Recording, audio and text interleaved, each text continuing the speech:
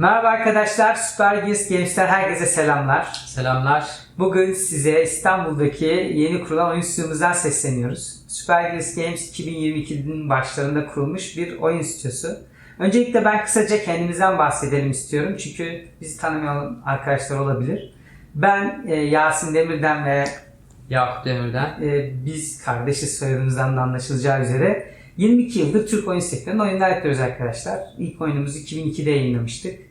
Bugünden bugüne yaklaşık 8'di galiba. 8 tane oyun Aslında dediği gibi geçmişteki yaptığımız bütün projeleri ortak yaptığımız için ortak bir CV'miz var arkadaşlar. Evet, birlikte yaptık bütün oyunları. Yani ve Super Gears'te de yine birlikte projelere imza atmak istiyoruz. Şimdi bu oyun türleri de çok farklı bu arada. Yani sadece bir türe de odaklanmadık. Yani geniş bir yelpazede. Evet. Deneyimlerimiz çok farklı aslında bakarsan. Yani korku maceradan yarış oyununa, işte aksiyon maceradan MMO FPS'e, hatta Battle Royale'e kadar pek çok oyun türüne imza attık. Şimdiki ise hatta bunların tabii farklı türlerde ama hepsinin bir ortak yönü vardı. Hepsi PC'deydi arkadaşlar. Biz evet PC geliştiricisiyiz. PC oyun geliştiricisiyiz. Ama Super Gears Games farklı bir amaçla kuruldu arkadaşlar. Super Gears Games mobil odaklı bir oyun stüdyosu olacak. Tabii şimdi mobil deyince herkesin ilk sorduğu şey, siz de mi hyper casual'a giriyorsunuz ya da casual'a? Hayır, hyper casual ya da casual oyunlara girmeyeceğiz ya da bir match 3 oyun falan da yapmayacağız. Biz burada arkadaşlar daha böyle core oyunlar yapmak amacıyla bu oyun stüdyosunu kurduk. Şimdi biliyorsunuz mobil oyun sektöründe çok farklı türler var ama bunların bence geneline baktığımız zaman çok da fazla oyun var. Mesela herkesin ilk bize dediği şey, ya mobil oyun sektörü zaten o kadar çok oyun var ve resmen tırnak izine çöplüğe dönmüş durumda diyorlar. Yani o yüzden de ne güzel PC oyun geliştiriyorsunuz, orada görece rekabet daha az, niye PC'de devam etmiyorsunuz diye bize ilk bu oyun stüdyosu kurulduğu zaman bize bayağı bir sık öyle yakınlarımızdan öyle şeyler duymuştuk, geri dönüşler almıştık. Ama burada bir amacımız var arkadaşlar. Biz mobil oyun sektöründe özellikle üst düzey kalitede oyunların sayısının çok az olduğunu biz gözlemledik. Yani evet çok fazla oyun var ama hani böyle üzerinde böyle iyi bir stüdyonun uğraştığı, uzun süre uğraştığı ve işin sonunda da çok kaliteli yapımların çıktığı ve mobile özel uyarlanmış oyun sayısı nispeten çok az.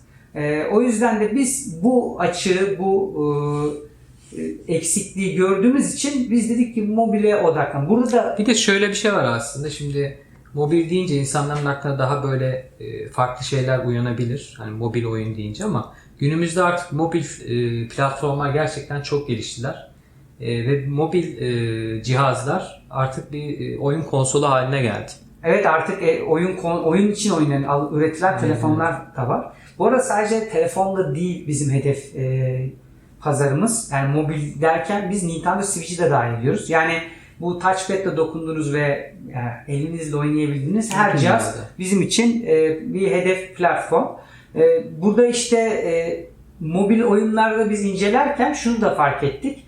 Pek çok kaliteli yapım var ama bunların çoğu da port edilmiş durumda. Yani PC'den port edilmiş durumda ve bu da tabii ki oyuncu deneyimini çok kötü etkiliyor. Çünkü yani sonuçta bir mouse, klavyede bir gamepad olmadığı için o şeyler tam oyun gameplay konusunda kullanıcı deneyimi tutuşmuyor aslında. Tutuşmuyor. O port edilenlerin en büyük sıkıntısı da bu. Sadece mobile odaklananlar ise onlar da görece daha küçük stüdyolar ya da daha böyle kısa sürede yapılan oyunlar olduğu için çok daha onların segmenti farklı oluyor. Şimdi bizim buradaki stratejimiz şu olacak arkadaşlar. Biz Super Gears Games'te gerçekten kaliteli yapımlara imza atmak istiyoruz. Ve bunlar da böyle kısa dönemden kastım bu arada 6 ay bile bizim için çok kısa. Bizim buradaki hedef mesela ilk projemize başladığımızdan bunun geliştirme sürecini 18 ay olarak belirledik ve başladık da bu şekilde geliştirmeye. Yani şunu diyebiliriz aslında. AAA kalitesini mobil oyunlara aktarmak istiyoruz. Aynen öyle. PC dediğimiz tecrübeyi, bu büyük proje yapma tecrübesini büyük ekiplerle bu tecrübeyi mobil aktarmak istiyoruz. Ve bunu yaparken de olayın geliştirme maliyetinden biz şey yapmıyoruz, ne derler, korkmuyoruz. Yani 3 aya hemen şunu yapıp çıkalım, 6 aya hemen şunu yapalım modunda değiliz arkadaşlar. Yaptığımız işin üzerinde eğilmek istiyoruz ve sadece mobile özel oyunlar üretmek istiyoruz ve bu ürettiğimiz oyunları pazarda çıktığında, dünya pazarında bu arada, Türkiye'yi kastetmiyoruz pazardan. Ses getirecek. Ses getirecek. Hatta mümkünse pazar lideri olabilecek kalitede işler çıkarmak istiyoruz. Genel olarak Süpergears'ın kuruluş amacı bu şekilde özetleyebiliriz.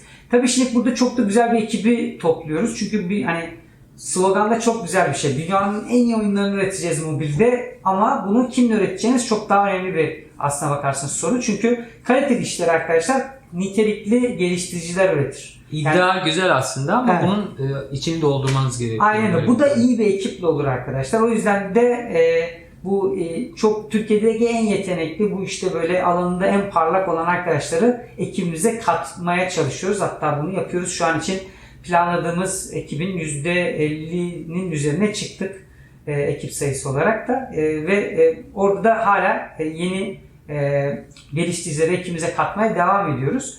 Dediğim gibi buradaki hedefimiz güzel oyunlar, kaliteli işler. Arkamıza baktığımızda, yıllar sonra baktığımızda gurur duyacağımız, gurur duyacağımız işler üretmek istiyoruz. Genel şeyimiz bu, hedeflerimiz bu. Bunu yaparken de şeffaf olacağız arkadaşlar. Yani karşılaştığımız sorunları da paylaşacağız. Nasıl teknikler kullandığımızı da anlatacağız.